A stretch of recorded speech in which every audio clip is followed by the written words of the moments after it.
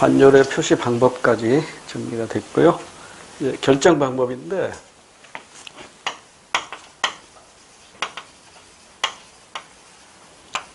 여기에 있고요. 출제는 주로 여기서 되죠. 두 번째.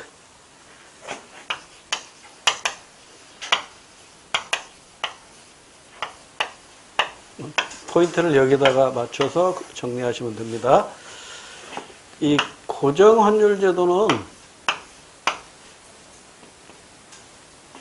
주로 사회주의 국가에서 채택하고 있죠. 요즘 사회주의 국가가 자꾸 무너지고 있죠. 사라지고 있는데 아직도 지금 사회주의 체제를 채택한 나라도 있긴 있단 말이에요. 그래서 국가에서 결정합니다.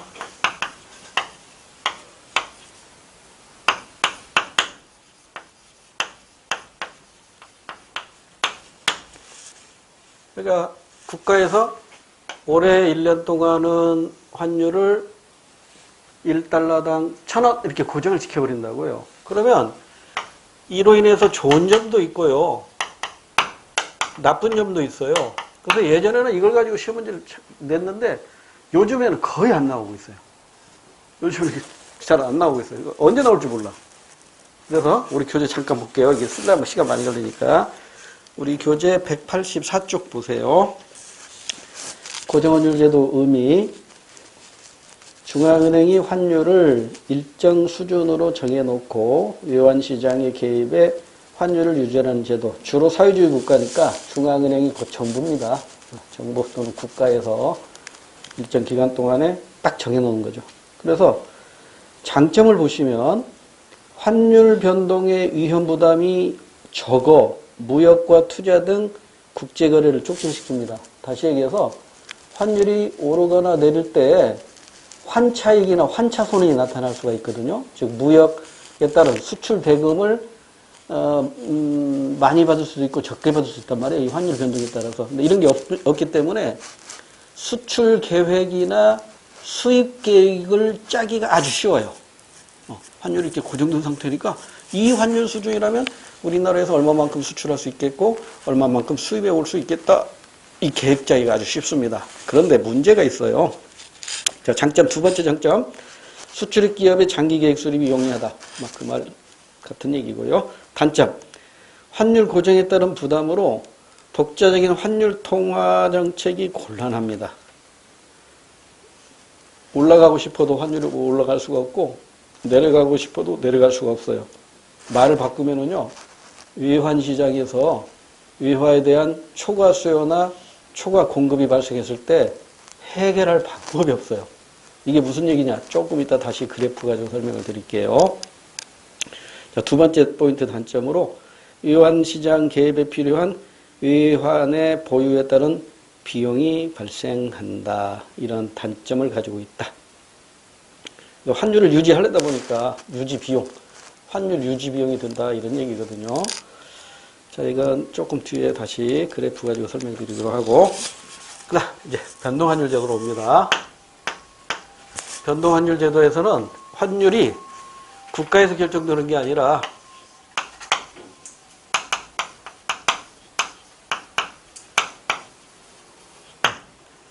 외환시장에서 결정이 됩니다. 외환시장. 아까 외환이 무슨 뜻이라고 그랬죠? 외화. 그리고 외화가 표시된 어음이나 수표나 뭐 채권, 국채 등의 증서까지 이걸 모두 포함해서 외환이라고 하잖아요. 외환시장에서 결정이 된다고요. 그러면 외환시장은 어떤 시장일까? 이런 시장이겠죠. 외환시장에서 주로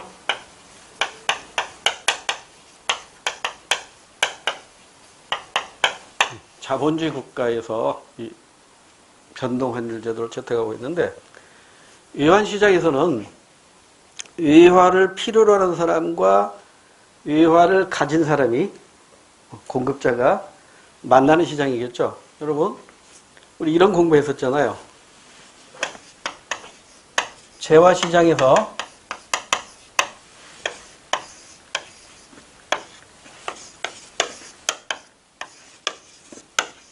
이거 공부했었죠?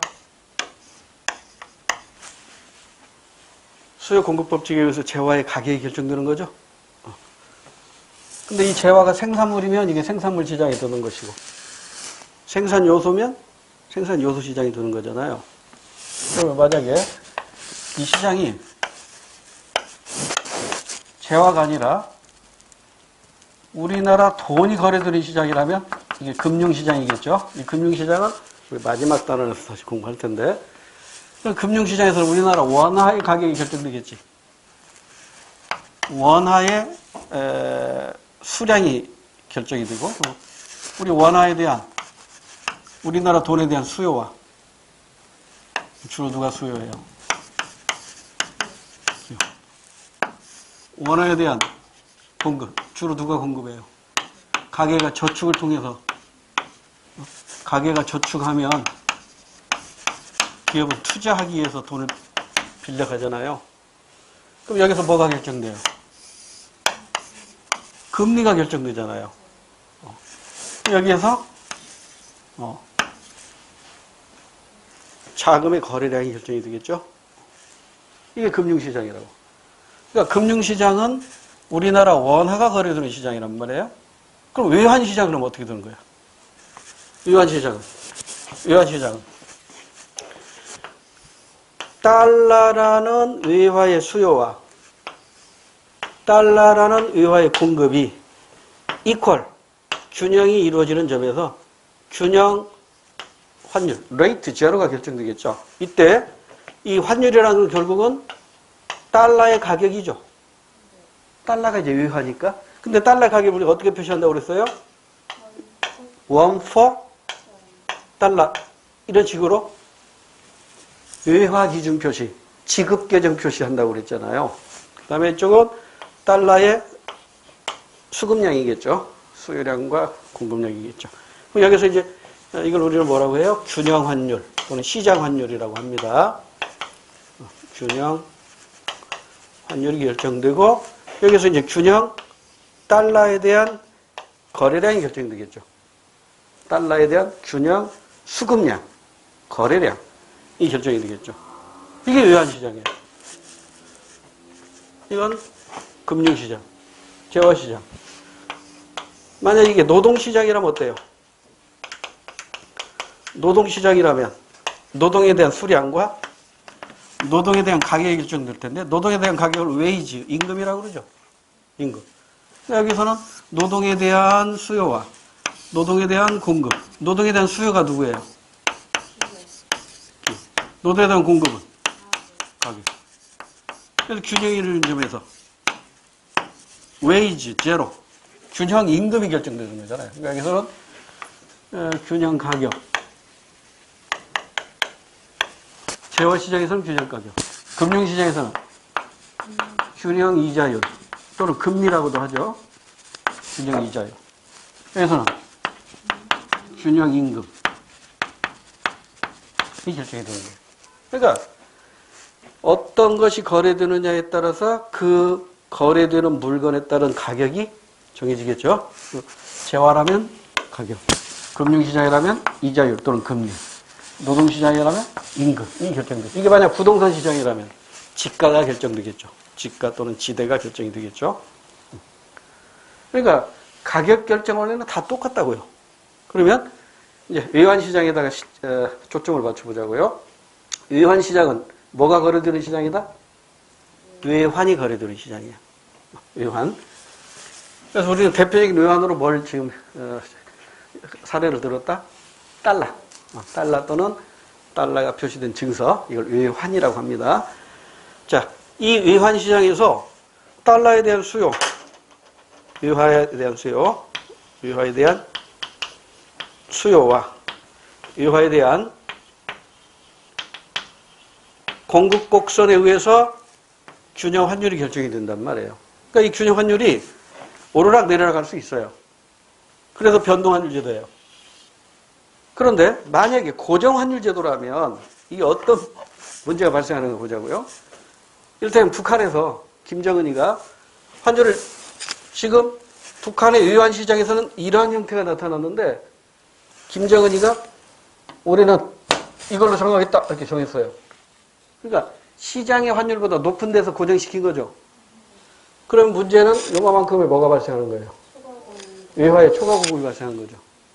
달러가 북한에 넘쳐나는 거예요. 이거 바람직하지 않습니다. 왜 바람직하지 않을까요? 달러가 많으면 많을수록 좋을 것 같은데 달러가 많이 들어왔는데 그걸 가만히 가지고 있다는 얘기예요. 그럼 국내에서 물가만 올려요. 그걸 어떻게 해야 돼? 미국에다 투자를 하거나 빌려줘서 이자를 받아야지. 그러죠? 그러니까 외화의 초과 공급이 발생하면 이걸 이제 국제수지의 흑자라고 표현하거든요. 조금 이따 국제수지 공부할 때. 국제수지 흑자가 나타나니까 우리 달러 많이 벌었으니까 좋아! 이게 아니라니까. 좋아할 필요가 없어요. 그냥 주머니에다가 달러만 가지고 있어. 여기서 새끼 칩니까? 돈을 새끼 안 쳐요. 그러니까 새끼 치려면 어떻게 해야 돼? 누구에게 빌려줘서 이자를 받거나 아니면 투자를 해가지고 거기서 수익을 얻거나 이렇게 해야 된단 말이에요. 근데 이번에는 김정은이가 시장의 규정 환율보다 낮은 데도 고정을 지켜버렸어요. 그럼 이번에는 뭐가 발생해요? 달러에 대한 초과 수요가 발생한다고. 달러가 모자라요. 많이 필요로 하는데 달러가 모자라. 풍기현상, 달러 풍기현상이 빚어진다고. 그러니까 그 나라의 달러가 적정량이 있어야 되는데 모자라요. 그럼 외국 사람들 볼 때, 저 나라 달러 별로 안 가지고 있네? 가난한 나라네? 저런 나라 돈 빌려주면 안 되겠네? 저런 나라랑 거래하면 안 되겠네? 하고 멀리 한단 말이에요. 그럼 이제 국가 부도까지 갈 수가 있는 것이죠. 그래서 이와 같이 고정환율제도 하에서는요, 이 국제 거래를 하면서 국제 수지에 흑자가 나타나거나 적자가 나타나는데 이때 해결책이 있다 없다? 없어요. 근데 변동환율제는 어때? 그냥 시장에다 냅두면 돼. 그냥 시장에서 바뀌면 돼. 알아서 자동적으로 그냥 이 환율이 들락날락 올라내려 하면서 결국은 어디를 향해 간다? 여기를 향해 가는 거야. 균형점을 향해 가는 거라고. 이게 변동환율제도의 가장 큰 장점이에요. 그래서 이 장점 때문에 국제수지에 흑자가 발생했거나 국제수지에 적자가 발생했을 때 이걸 시장에서는 자동적으로 반응을 해가지고 해결해 준다고요. 초과 공급이 발생하면 환율은 자동적으로 하락하게 될 것이고 초과 수요가 발생해가지고 환율이 떨어져 있다면 자동적으로 이렇게 환율이 올라가게 돼요. 그래서 균형이 이루어진다고요. 이게 바로 변동환율의 가장 큰 장점이에요. 근데 단점도 있겠지. 이게 환율이 널뛰게 하니까 정량할 수가 없어. 수출 수입에 대한 감을 못 잡는 것이지. 그래서 외환 차손이 발생하기도 하고 외환 차익이 발생하기도 하는데 이것은 조금 뒤에 가서 다시 한번 소개하기로 하고 우리 교재 잠깐 볼게요. 184쪽에 변동환율제도 중앙은행이 외환시장에 개입하지 않고 외환의 수요와 공급에 의해 환율이 자유롭게 결정하도록 하는 제도. 주로 자본주의 국가에서 채택하게 되고요. 우리나라도 변동환율제도를 채택하고 있습니다. 장점을 볼게요. 외환시장 및 경상수지 불균형이 자동적으로 조절돼요. 지금 경상수지란 말이 나왔는데 지금 몰라도 돼요. 그러니까 외국과 장사를 해가지고 달러를 받아오기도 하고 달러를 주기도 하잖아요. 달러를 수취하기도 하고 지급하기도 하잖아요. 이걸 묶어서 수지라고 해요. 수지. 그러니까 달러를 받기도 하고 주기도 하는데 이게 이제 변동환율제도에서는 달러가 넘쳐나면 자연스럽게 달러 가치가 하락하고 달러가 모자라면 자연스럽게 달러 가치가 올라가가지고 스스로 균형을 찾게 하는 게 이게 변동환율제도의 가장 큰 장점이고요. 그 다음에 두 번째 장점. 국내 경제 문제를 해결하기 위한 독자적인 통화 정책이 가능합니다. 이게 무슨 얘기냐면,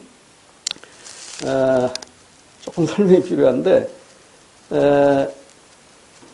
이 통화 정책은 누가 하는 거였죠? 중앙은행이죠? 그래서 이 중앙은행은 외환 보유고를 가지고 있다고, 달러를 가지고 있다고. 그래서 외환 시장에 개입을 해가지고 환율이 너무 올랐다. 환율이 너무 비싸다 하면은 외환 시장에 가서 돈을 조금 풀어줘요. 그럼 어떻게 될까요? 환율이 좀 떨어지겠죠? 이렇게 중앙은행이 외환 시장을 통해서 통화 정책을 실시할 수 있는 게 변동환율제도예요. 그런데 고정환율제도는 이거 마음대로 할 수 있어요, 없어요? 없어요. 왜? 일정 기간 동안 딱 고정시켜버렸기 때문에. 그런 얘기고요. 그 다음에 변동환율제도의 단점. 환율의 불안정한 변동으로 인해 국내 경제가 불안정해질 수가 있습니다. 외환 거래에서 차손이 발생할 수도 있고 차익이 발생할 수도 있고요. 그다음에 수출입 기업의 장기적인 계획 수립이 곤란하겠죠. 아까 고정환율 제도라면 장기간 계획 수립하기 쉬운데 변동환율 제도 그게 어렵단 말이에요. 그렇지만 단점보다는 장점이 더 크기 때문에 대부분의 자본주의 국가에서는 변동환율 제도를 채택하고 있는데 이 변동환율 제도도요, 그 종류가 다양합니다. 근데 거기까지는 시험범위 안 들어가요. 거기까지 시험범위 안 들어가니까 원론적인 것만 공부하시면 되는데, 자, 그러면 외화의 공급을 결정하는 요인이 있겠죠. 그 다음에 외화의 수요를 결정하는 요인이 있겠죠.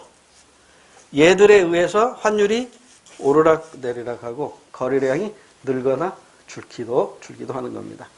그럼 제일 먼저 이걸 빼놓을 수가 없죠. 자유무역 또는 보호무역 사이에서 수출을 하면 달러가 들어오잖아요. 지금 우리나라 외환시장을 생각해 보세요. 자, 우리나라도 지금 이 변동환율 제도 채택하고 있으니까 우리나라 외환시장에서 우리가 달러 외국에다가 미국에다 수출을 했어요. 그럼 예전에는 금으로 받아왔는데 이제 금 대신 뭘로 받아와요? 달러로 받아온다고. 그러면 우리나라 외환시장에 달러가 많이 공급되는 거죠. 그럼 공급곡선이 어디로 가요? 오른쪽으로 가겠지. 그럼 환율은 어떻게 돼요? 하락합니다. 그러니까 수출을 많이 할수록 외화의 공급이 늘어나서 달러 가치는 하락해요. 환율을 하락하면서 달러의 거래량은 늘어나겠네요. 그렇죠? 싸니까 서로 많이 거래하려고 하겠죠. 그러니까 달러를 미국 돈이라고 생각하지 마시고 여러분이 잘 좋아하는 즐겨 먹는 과자라고 생각하세요. 과자. 달러라는 과자, 미제 과자야.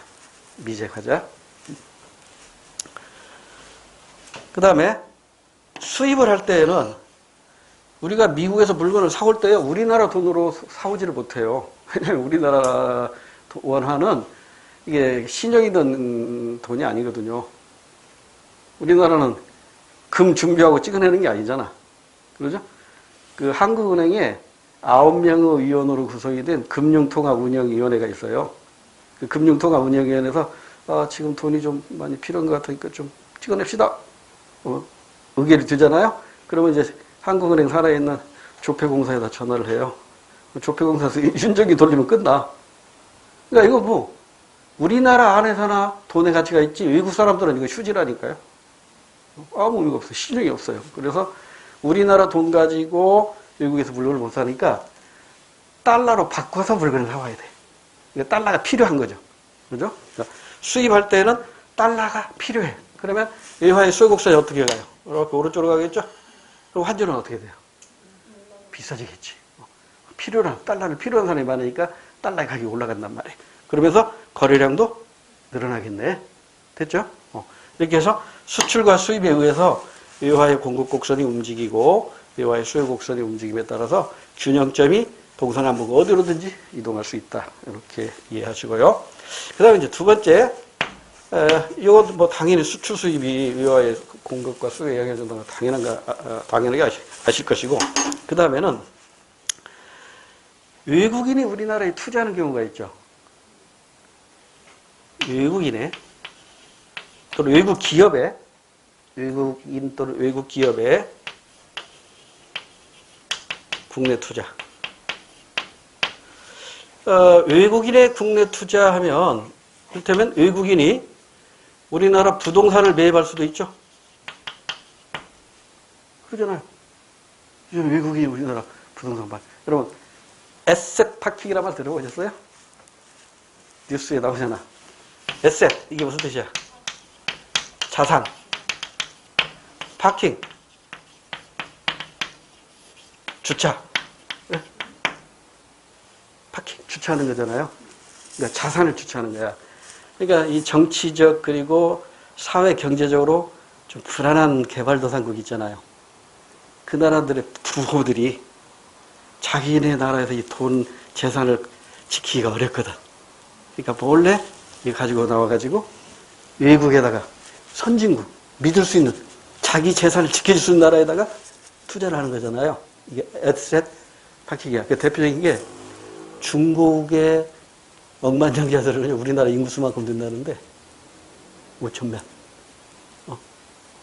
어마어마한 부자들이.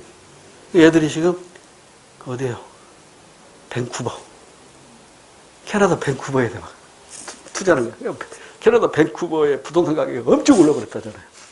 그 중에 또 일부는 우리나라 제주도에 와가지고 땅 투기하고 최근에는 수도권 부동산을 막 매입하기 시작한대요. 중국 애들이. 서울과 수도권. 이게 에셋파킹이라고. 그러니까 외국 자본이 우리나라 들어오는. 그러니까 중국 애들 들어올 때 위안화로 들어와요? 달러를 사갖고 들어온다. 달러가 있어요. 부동산. 그런 다음에 이제, 우리나라의 주식이라든가, 외국인이 우리나라 주식 살 수 있잖아요. 개방됐잖아요. 또, 우리나라 국채 같은 거, 채권. 또는 펀드. 간접 투자지만, 펀드. 등에 대해서 외국인이 우리나라에 투자를 해봐요. 그 송도? 인천 송도에, 디즈니랜드 들은다고 그러잖아. 언제 들을지 모르지만. 그럼 걔들이 뭘 가지고 들어와요? 달러 갖고 들어오지. 달러 가지고 들어오면. 유아의 공급이 늘어나잖아요. 그럼 환율은 어떻게 될까? 하락하겠지. 변동 환율이 되니까.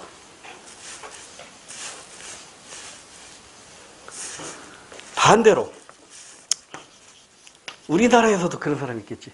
야, 한국에서는 내 돈, 내 마음대로 못 하니까 세금도 많이 뜯어가니까 더 안전한 나라, 섬나라 이런 데로 도망가는 사람도 있잖아요. 내국인의 돈, 국내 기업의 해외 투자. 여러분, 그 낙동강 폐롤 오염 사건 아세요? 이거 언제더라? 80년대던가? 꽤 오래됐어.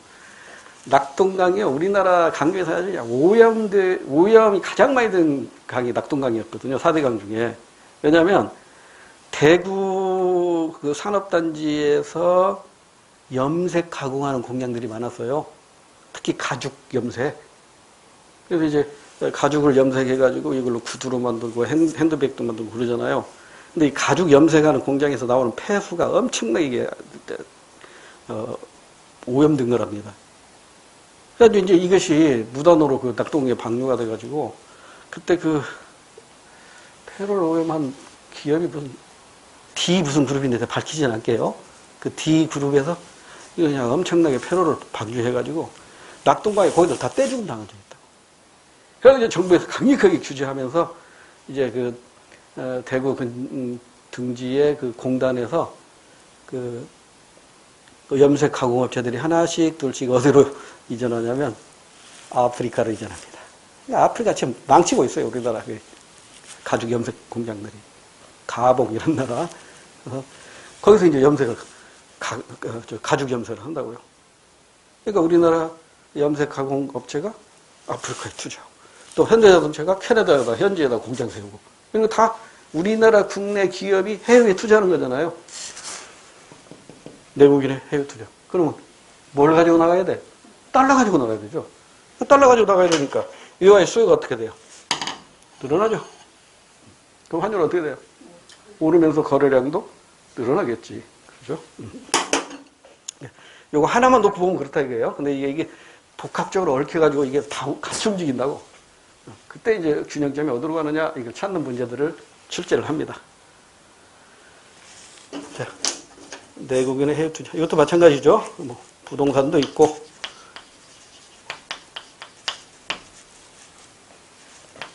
주식 투자도 있고, 채권 투자도 있고, 펀드 투자도 있고, 그 다음에 차관 위치라고 표현할 수도 있겠죠. 여기에서 우리가 돈 빌려올 수 있잖아요. 차관. 이 차관을 빌려올 때 예전에 한번 우리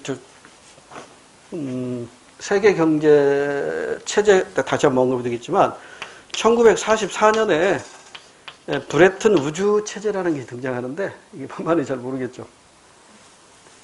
그 자메이카의 수도가 브레튼 우주래요. 근데 그 브레튼 우주에 세계 각국의 재무장관들이 모여가지고 경제 협의체를 하나 만들어요. 그걸 우리는 브레튼 우주 체제라고 해요. 1944년에 만드는데 이때 이제 브레튼 우주 체제에서 만든 세계 은행이 두 개가 있어요. 하나가 IBRD하고 다른 하나가 IMF예요. 여러분 뭐 눈에 익어요? IMF 눈에 익죠? IBRD는요. IBRD는 선진국 저개발 국가에게 장기 저리 자금을 융자해요. 그러니까 100년, 50년 빌렸어. 이자 그냥 0.5%, 1%만 내고 이런 식이라고. 그러니까 얼마나 좋아요. 장기 저리 자금. 그러니까 저개발국, 후진국에게 우리가 이들을 살게 하기 위해서 자금을 좀 투자해주자 해가지고 만들어진 게 IBRD고요. 그다음에 IMF는 선진국에게 고리 단기 자금을 융자해 주는 거예요. 너는 잘 사는 나라니까 이자 많이 내고 빨리 갚아. 이거라고요. 그런데 1996년에 우리나라는 OECD에 가입하죠. OECD에 가입해요. OECD에 가입하는 순간 여기에서 돈 못 빌려와요. 근데 97년에 뭘 경험하죠? IMF를 경험하는 게 아니라 97년에 외환 위기를 경험한다고. 외환 위기는 잠시 국제수지 공부하면서 다시 한번 얘기하겠지만 우리나라 외환 통장에 잔고에 바닥이 난 거야. 여러분 통장에 돈이 없어. 근데 여러분에게 돈을 빌려준 친구가 그걸 알았어. 어떻게 할까요? 빨리 갚어.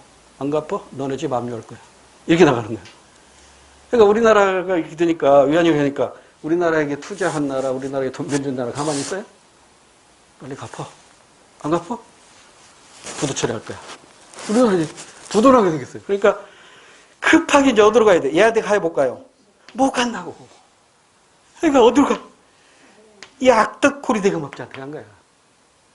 이 IMF는 허가낸 악덕 고리대금업자입니다. 세계적인 악덕 고리대금업자예요. 누가 만들었어요? 미국 중심으로 만들었다고. 이 총재가 미국 놈이잖아. 그래가지고 우리는 그 어려운 고비를 금 모으기 운동하고 해가지고 해결했던 거잖아요. 그러니까 지금 우리가 OECD에서 돈을 빌려오죠? 이거 차관 빌려오면 차관이라고. OECD에서 빌리기도 하고 또, 그러니까 OECD가 아니라 IMF에서 빌려오는데 이 IMF에서 돈을 빌려줄 때요, 그냥 현금으로 주는 건 아니에요. 거기까지 시험은 안 나오니까. 그냥 현금으로 주는 건 아니고, 우리 얼마 좀 주세요 하면은 거기에서 발행하는 특별 인출권이라는 게 있어요. Special Drawing Rights 해가지고 SDR이에요, SDR. 이 SDR을 끊어줘요. 그럼 이제 그게 달러로, 이걸 가지고 달러로 바꿀 수도 있고, 유로화도 바꿀 수도 있고, 그런 거거든요. 그래서 이제 우리나라가 차관을 도입을 했어. 차관 도입하면 우리나라 이제 달러가 어떻게 되는 거예요? 그러는 거죠. 그러니까 이 외환 위기 때는 어땠어요? 달러가 우리나라 없으니까 우리 외환 시장에서 달러가 어떻게 됐을 것 같아? 고공행진을 했죠. 달러가 엄청나게 비쌌어요. 고공행진. 금리는 달러가 오르면 금리는 내려야 되는데 이 악덕 고리대금업자가 고금리 정책 쓰라고 하니까 그냥 금리가 20%까지 올랐잖아요. 그러니까 그때 부자들은 어때? IMF 금융체제에 영원하라 이거잖아. 그냥 현금으로 이자 그냥 싹 그냥 갈퀴질 하는 거잖아요. 그럼 서민들은 쌍코피 터지는 거지. 대출 받아서 집 샀는데 이자가 5%, 6% 했던 것이 이제 20% 이자 내라니까 어떻게 부담하냐고. 그러니까 그냥 자살하는 가장 얼마나 많았습니까? 정말 눈물의 IMF였지. 또 가슴 아픈 얘기였네. 차관도 IMF 악덕 고리대금업자. 그럼 이제 갚아야겠지. 금모기에서 갚았잖아.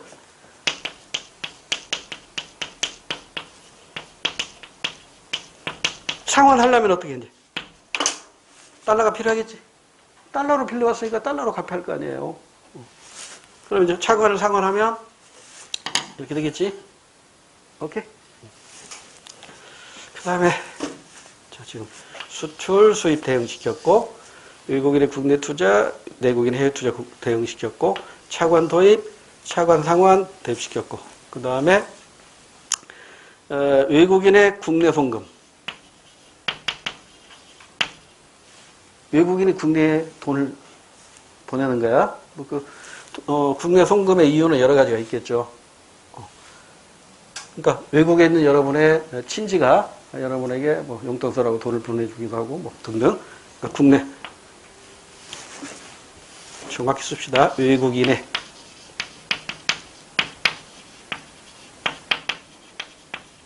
국내 송금 등, 내국인의 해외 송금 등에 의해서 외화의 공급과 외화의 수요가 발생하고, 이들에 의해서 결국은 외화의 공급 곡선이 좌우로 움직일 거고 외화의 수요 곡선이 좌우로 움직일 것이고, 결국 두 가인날은 어디에선가 만나게 될 거 아니에요. 그러면서 환율은 자연스럽게 오르락 내리락 하게 되는 겁니다. 그리고 거래량도 늘었다 줄었다 자연스럽게 이루어지는 것이죠. 그래서 만약에 변동환율 제도화에서 환율이 R 다시에서 결정이 됐다. 그러면 뭐가 발생한 거예요? 외화에 대한 초과 공급이 발생한 거잖아요. 그럼 달러가 넘쳐나죠? 그럼 달러 값은 자연스럽게 어디를 향한다? 균형을 향해 가겠죠. 반대로 시장에서 지금 시장이 왜곡돼 가지고, 또는 시장이 정보가 왜곡돼 가지고 환율이 R2-에서 결정이 되었다. 그러면 변동환율 제도에서 이만큼의 뭐가 발생하는 거예요? 외화에 대한 초과 수요가 발생하는 것이죠. 품귀 현상이 된 거죠. 그러면 달러 환율은 자연스럽게 올라가게 되는 겁니다. 자연스럽게 올라가야 돼요. 그러니까 결국은 균형을 향해 간다. 결국은 균형을 향해 간다. 이게 변동환율 제도예요. 그러니까 변동환율 제도에서는 국제 수지의 흑자나 적자가 자연스럽게 해결되겠죠. 근데 고정환율 제도에서는 이게 자연스럽게 해결이 안 된다고. 일정 기간 동안에는 고정이 되어 있기 때문에. 됐죠? 자, 여기까지 일단 이해했어요. 그러면 이거는 이제 더 중요한 게 있어요. 이제 이건 기초고. 그 다음은 조금 지우고 시작합시다.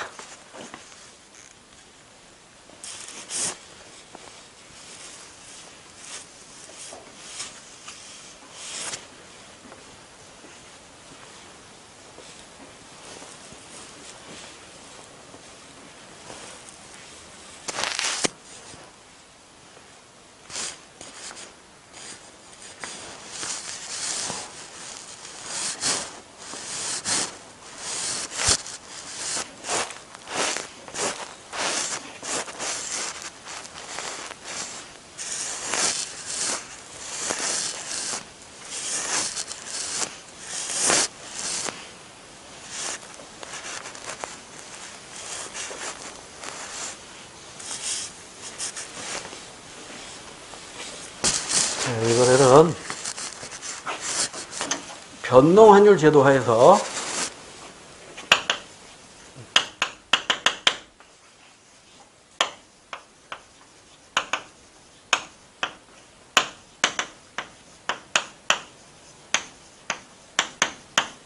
환율 변동의 효과, 환율 변동의 영향.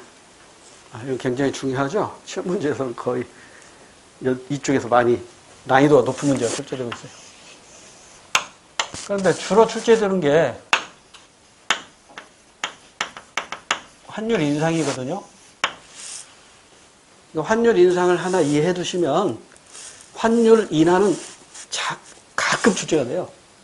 그러니까 자주 출제되는 환율 인상의 효과니까 이걸 하나 이해해 두시면 만에 하나 환율 인하 가지고 시험 문제가 나오면 이걸 뒤집어 생각하면 되는 거죠. 자, 그러면 환율이 인상됐어요. 환율 인상이니까 이렇게 이해하시면 되겠죠.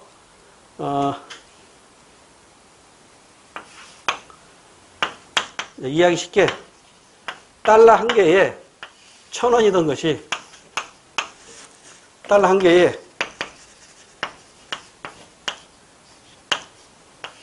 2배 올랐어요. 좀 극단적인 사례를 들었지만 이해를 돕기 위해서 이걸로 설명을 드릴게요. 지금 현재는 1,200원이 조금 못 돼요. 1,200원이 조금 못 되는데 달러라는 과자 하나에, 미국산 과자 하나에 1,000원씩 사 먹었어요, 우리가. 그런데 이게 시장에서 이게 올랐어요. 그 오르는 이유는 있겠죠. 달러 가격이 올랐거나, 아니 우리나라에서 달러를 필요로 한 사람이 많거나, 그러면 달러 가격이 이렇게 오르겠죠. 그래서 달러 가격이 올랐어요. 공급은 줄고 또는 수요가 늘고 해가지고 이걸 우리는 환율 인상. 같은 말로 뭐라고 한다고 그랬죠? 원화의 평가 절하. 근데 원화는 주로 생략한다고 그랬죠? 원화 이 말은 주로 생략을 해요.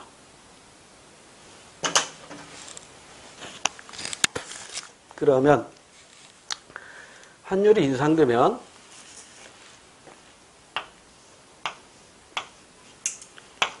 곧바로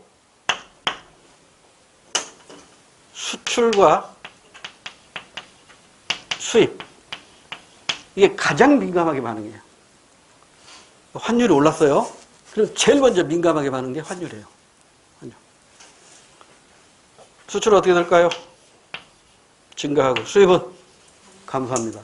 이렇게 일단 암기를 하시되, 암기가 안 되거들랑 먼저 이해를 하시면 돼요. 환율이 인상되면 수출이 증가합니다. 그 이유가 있겠죠. 국내 상품에 해외 시장에서 팔리는 국제 가격이 싸집니다. 환율이 오른 만큼 우리나라 돈 가치가 싸진 거죠. 그러니까 우리나라 상품 가치가 싸진 거라고. 그러니까 우리나라 상품이 싸지니까 외국 사람들이 싼 거 많이 사잖아요. 이건 수요 공급 법칙으로 설명할 수 있는 거죠. 그래서 예를 들면 가장 쉬운 예로 제가 이렇게 들거든요. 이를테면 1달러가 1,000원에서 1달러가 2,000원으로, 이게 환율 인상이죠.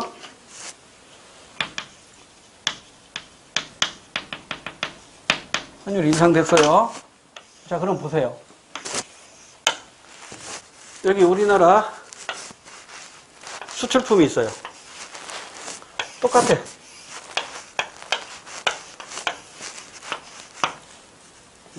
우리나라에서 만든 거예요.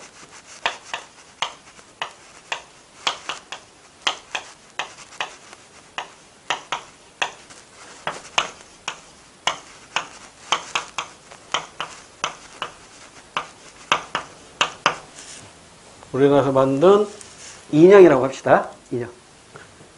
근데 이게 우리나라에서 2,000원에 팔려요. 국내 가격 변함이 없네요. 국내 가격 변함이 없어요. 그런데 환율 인상 전에 2,000원짜리를 미국에서 수출할 때는 달러로 표시하면 이거 몇 달러로 표시해서 팔죠?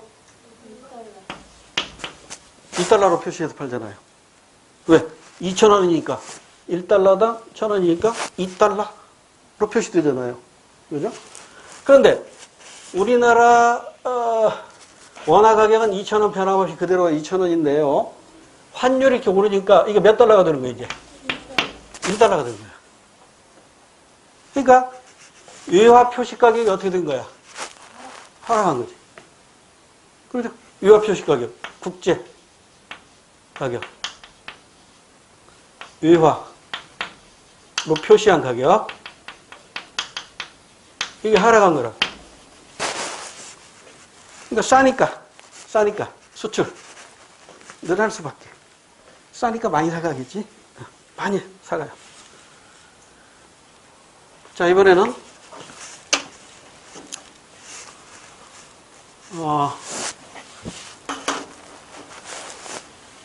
그림을 잘 못 그리니까 어떻게 그릴까? 여성용 입술, 북한말로 입술 칠이게. 누스? 뭐라고, 맞나요? 립스틱, 립스틱. 프랑스산이야. 이게 국제 가격이 1달러야. 그리고 지금도 국제 가격은 똑같이 1달러야. 근데 수입해서 국내에서 팔 때 이거 얼마로 표시해서 팔아요? 1,000원 이렇게 해서 팔잖아. 이건 2,000원에서 국내에서 이렇게 표시해서 팔잖아. 그러니까 국내 시장 가격이 어떻게 된 거야? 국내 가격 원화 표시 가격이 싸졌어요? 비싸졌어요? 비싸졌잖아. 그럼 사, 안 사? 안 사. 상대적으로 우리 물건이 싸니까 한국 환자품 사겠지. 그러니까 수입을 감소하는 이유는 뭐다?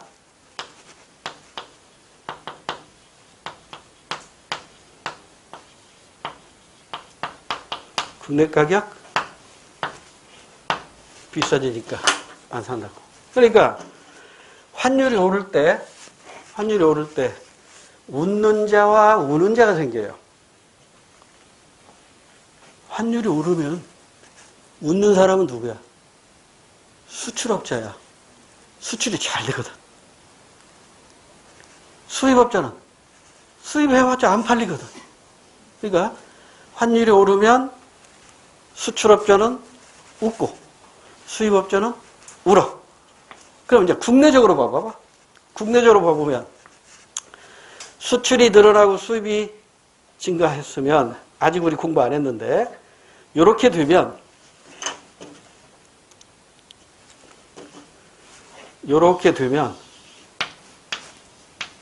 아직 공부 안 했어요.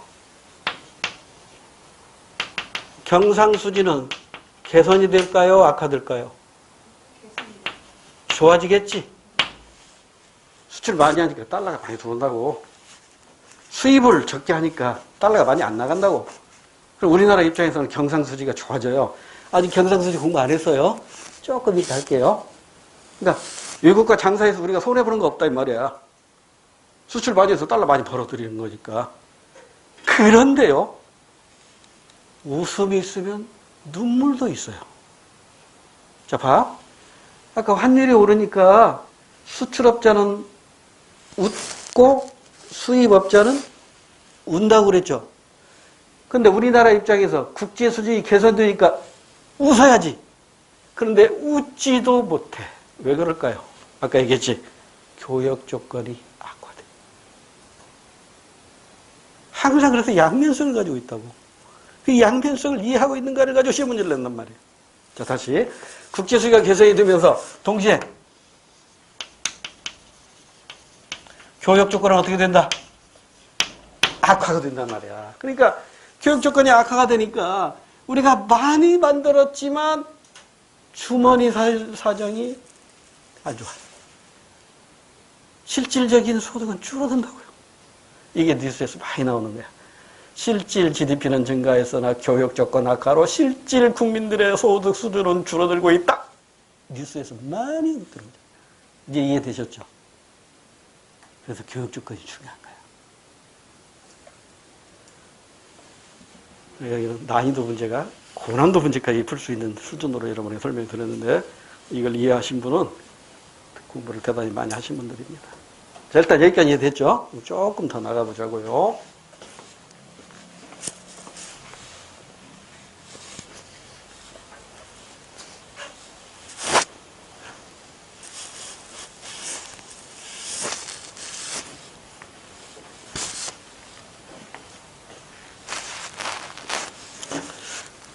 이 대목에서 제 친구 얘기 하나 할게요. 항상 이 대목 보면 내 친구가 하나 생각나는 친구가 있어. 저 친구 중에 공부는 별로 관심이 없는 친구가 하나 있어요. 그래서 4년제 대학을 못 가고 2년제 전문대학을 졸업하고 서울 사대문 안에 그때 박정희 정부 때에 서울 사대문 안에는 교통체증을 유발하기 때문에 백화점 설립이 안 된다고 금지하는 법을 만들었어요. 근데 우리나라 사람들이 참 머리가 좋잖아요. 백화점 안 만들어. 이름을 쇼핑센터란 말을 써가지고 허가를 받아요. 그게 바로 롯데 쇼핑입니다. 을지로 이가 롯데 쇼핑. 지금 롯데 백화점이라고 하나? 롯데 쇼핑. 그러니까 롯데 쇼핑이라는 그 명칭을 가지고 이제 허가를 받아서 백화점 사업을 하는데 이 친구가 거기에 입사했어요. 영업사원으로. 그 백화점에서 그 돈이 흘러가는 걸 보니까 얘는 공부는 못해도 돈 흘러가는 기가 차려요. 한 2년인가 하더니 딱 느낀 거야. 아, 요것들이 요렇게 해서 돈 버는구나 해가지고 사표 딱 쓰고 거기 하나 인수가 나오니까 그 자리 하나 인수가 인수할 공간에 나오니까 바로 인수해버립니다. 그게 중저가가 아니라 중고가 귀금속 코너였어요. 중고가입니다. 중저가가 아니라 1층이 있잖아요. 귀걸이, 목걸이, 팔찌, 반지 이런 이걸 하나 딱 인수했는데 장사 기가 막히거든요. 근데 그 물건을 어디서 수입해 오냐면 홍콩에서 수입을 해요. 그 뭐라고 해야 돼요? 그 상표 밸류가 홍콩 거야. 그래가지고 홍콩에서 이제 로열티를 주고 그 상표를 나중에 사요. 그래가지고 얘가 거기서 돈을 벌어가지고 7개인가를 늘려요. 백화점을. 그러니까 롯데백화점, 현대백화점, 갤러리아 백화점, 신세계백화점 이렇게 해가지고 서울뿐만 아니라 지방까지 해가지고 7개인가로 늘려. 그러다가 뭐가 터져요? 아이고 빵 터져버렸다. 그러니까 아이고 팡 터지니까 환율이 어떻게 됐어요? 환율이 급증해 올라버렸잖아요. 그러니까 홍콩에서 수입하는 상품에 대한 가격이 결제할 가격이 매주 틀리는 거야. 결제할 가격이 이를테면 $100 수입했는데 이번에는 1,000원을 결제할 걸 하루 자고 나면 1,200원. 그러니까 빨리 결제해 줘야 된다고. 그런 데는. 아이고 이게 감당 못하고 고전을 했어요. 고전하다가 이제 그 고비를 넘기고 그 다음에 이제 환율이 이제 이렇게 떨어지잖아요. 그러니까 걔 얼굴을 보면 환율을 알 수 있어요. 그 친구 받아서 얘가 뭐 사주는가를 보면은 라면 먹으러 가자고 하면 아이고 환율이 많이 오른가 보구나 요즘. 칼국수 먹으러 가자고 하면 그래 조금 나아진 모양이다. 일식집 가자고 하면 어이구 환율 많이 떨어졌는가 보네. 얘는 환율에 울고 웃는 애예요. 왜? 수입업자니까. 그러니까 얘는 환율 인상이 좋아 인하가 좋아? 인하가 좋다고. 환율이 떨어질수록 지웠네. 그 귀금속 가격이 한국에서 싸게 팔리니까 잘 팔린단 말이에요. 이제 지금은 전화 말씀드렸어요. 수호신 얘기했는데 한 몇 년 전에 전화가 왔어요. 그 7개 매장 중에 지금 가장 자기가 꼭 잡고 싶은 매장이 을지로에 있는 그 롯데쇼핑, 롯데백화점 본점에 있는 가게인데 이게 일정한 매출액이 있어야 그 가게를 유지한다네요. 그 코너를. 근데 이제 매출액 채우기 어려운 거야. 그래서 나한테 전화가 왔더라고요. 야, 와서 한 50만 원 초에는 좀 사주라. 막 친구들한테 다 전화를 했더라고요. 50만 원짜리 사달라고 하니까 어떡해요? 이제 우리 마누라 데리고 갔죠. 근데요, 괜히 데리고 갔어. 내가 사가지고 갈 건데. 이것 보고 저거 보니까 이게 세트로 맞추는 거야. 그러니까 100만 원이 훌쩍 넘어버린 거예요. 아, 그래갖고 그냥 내가 쌍코피 털어버렸다니까. 지금 고전하고 있어요. 내놨습니다. 이제 못 오겠다. 근데 사갈 사람이 없어. 그 가게 내놨는데 사갈 사람이 없어. 그 가게 유지하기 위해서 집 담보로 해서 돈 높은 대출하고 요즘 힘이 없어 얘가. 전화하면 힘이 없어. 안쓰러워 죽겠어. 한때 잘 나갔었는데 그렇게 되더라고요. 그러니까 이 환율이 이렇게 수입업자를 웃게 하기도 하고 울게 하기도 하는 거예요. 자, 우리는 이제 시험과 관련된 것만 공부하자고요. 이건 시험과 관계된 얘기가 반드시 기억해야 되고요. 자, 그 다음 단계로 한번 가보자고요. 자, 환율이 오르면, 우리나라 원화 가치가 하락하면 수출은 잘 돼. 수입은 안 돼. 그러면 이거 한번 생각해 보자고. 우리나라는 수출만이 살 길이죠. 그러면 우리나라가 선진국들에게 물건을 갖다 많이 팔려면은 우리나라가 부자라고 큰 소리 쳐야 돼요. 우리나라 가난하니까 좀 도와주세요라고 해야 돼요. 우리나라 가난하니까 좀 도와주세요라고 해야겠죠. 그러면 우리나라 돈 가치가 높게 해야 돼, 낮게 해야 돼? 낮게 해야지. 우리나라 돈 가치 낮아요. 이렇게 해야지. 그래야 미국에다 이렇게 물건을 많이 팔 거 아니야. 중국도 마찬가지지. 중국도, 일본도, 미국 시장이 넓으니까. 미국에다 갖다 물려 팔려면 우리 지금 가난해요. 우리나라 돈가치 형편없어요. 좀 봐주세요. 돈가치가 형편없다는 얘기는 미 달러 가치가 높다는 얘기죠. 그럼 미국에 수출 많이 하잖아. 이 새끼도 가만히 보니까 미국에서 보니까 이것들이 먹고 살만한데 지 나라 돈가치를 낮추고 있네? 그럼 이제 어떻게 나가? 그 미국의 아버지 부시가 먼저 중국을 때렸지. 야, 이 새끼들아. 너네 왜 가난한 채? 너네 왜 거지인 채? 너네 왜 돈가치 이렇게 낮췄어? 환율 조작하지 마. 돈가치 올려! 이게 바로 뭐예요? 평가 절상 압력이라고. 위안화의 평가 절상 압력이라고. 그래서 이제 환율 전쟁이 붙은 거예요. 아버지 부시 때부터. 지금도 환율 전쟁 붙었죠? 아, 이 얘기가 끝이 없어. 근데 조금 이따가 우리 시험 범위 내에서만 설명을 드릴게요. 자, 그러면 환율이 인상됨으로써 이렇게 수출이 늘어나고 수입이 줄어드니까 어떤 나라에게 유리하다? 수출을 많이 하는 나라, 수출이 살 길인 나라, 지금 우리나라 같은 나라. 저게 바로 이 유리하다고요. 그래서 이제 환율 인상을 통해서 수출을 많이 하고 수입을 늘리다 보면, 수입을 줄이다 보면 이 나라의 외환 보유고는 어떻게 될까요? 외환 보유고. 증가해, 감소해요? 증가하겠죠? 이 말을 바꾸면은요, 외환 보유고가 증가하는 이유는 이때 외환 보유고란 이 앞에 뭐가 생각된 거냐면 우리나라에서 달러를 관리하는 은행은 중앙은행입니다. 한국은행.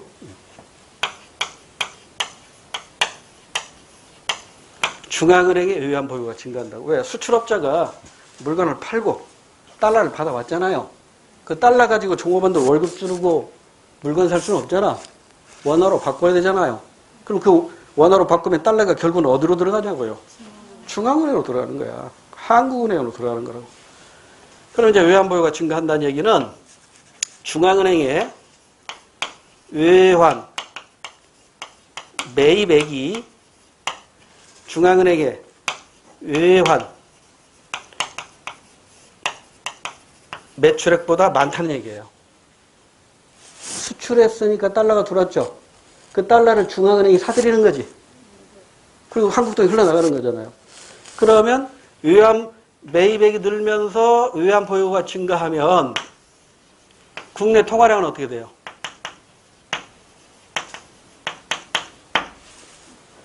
국내 통화량은 증가하겠죠. 자, 그럼 여기서 일단 여기서 1단계로 갑시다. 외환 보유고가 증가했어요. 외환 매입액이 늘어나고 외환 매출이 줄어서 그럼 이렇게 외환 보유고가 증가하면 그 다음 단계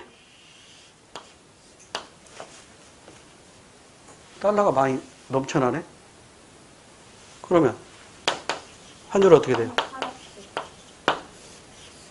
하락하겠지. 일단 여기까지만 보자고. 외환 보유고까지만. 그러면 환율이 하락해. 뭐라? 환율이 하락하면 이제 이것에 반대 현상이 일어난다고. 수출은 어떻게 돼요? 수출 줄어요. 수입은 늘어나겠지. 그 이유는 반대로 생각하면 돼. 국내 상품의 국제 가격이 비싸지니까 수출이 안 되고 외국 상품의 국내 가격이 하락하니까 수입이 늘어나는 거예요. 이렇게 되면 다시 중앙은행의 외환 보유고는 늘어요, 줄어요? 줄겠지. 외환 보유고가 줄면 다시 어떻게 돼요? 또 올라겠지. 이게 여기까지 이렇게 해서 돌고 돌겠지. 그러죠? 이게 돌고 돌아. 이게 그 통계적으로 보면 한 3, 4년 주기로 돈대. 3, 4년 주기로 환율이 올랐다 내렸다 올랐다 내렸다. 왜? 이게 반복되니까. 그러죠? 자, 그러면 요 경우에는 이와 반대가 되겠죠. 국제 수지는 어떻게 돼?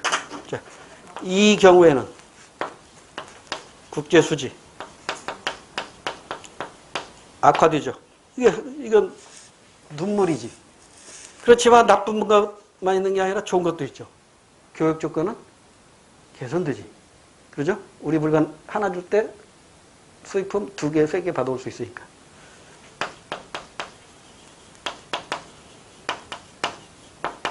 그러니까 위에 것만 기억해 두세요. 아래 것은 역으로 생각하면 되는 거니까 칠판 복잡하게 쓸 거 없이. 자, 그러면 이게 계속 돌고 돌아요. 이렇게 돌고 도는데 여기에 또 기름을 붓는 환경이 만들어져요. 외환 보유가 증가하면 중앙은행이 외환을 매입하면 결국 중앙은행에서 한국 돈이 흘러나가잖아요. 그럼 시중의 통화량은 어떻게 돼요?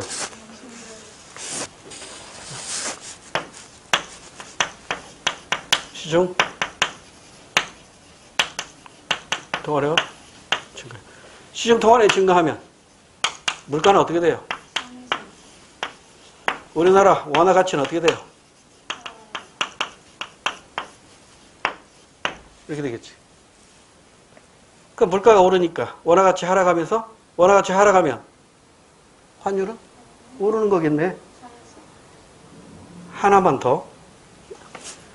물가가 오르면 수출은 어떻게 돼요?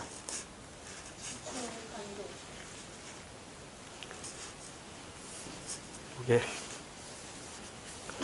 물가가 오르면 이리 가야겠지. 수출 안 되죠? 수입 늘죠? 그거 다시 외환 보유가 줄어가지고 환율 올라요. 그러니까 얘가 이렇게 돌면서 얘가 또 가미가 되는 거예요. 그 흐름을 잘 기억해 두세요.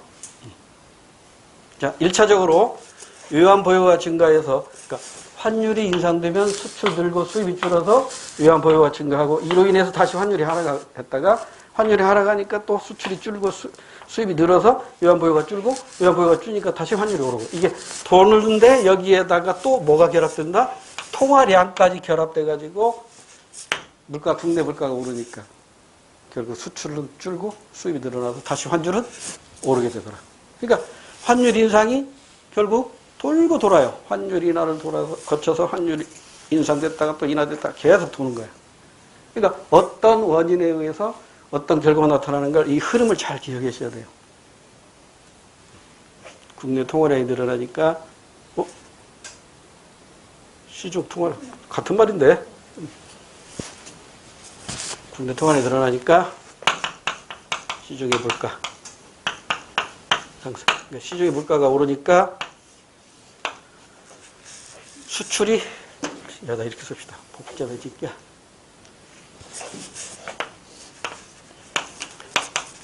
수출이 줄고 수입이 늘어요.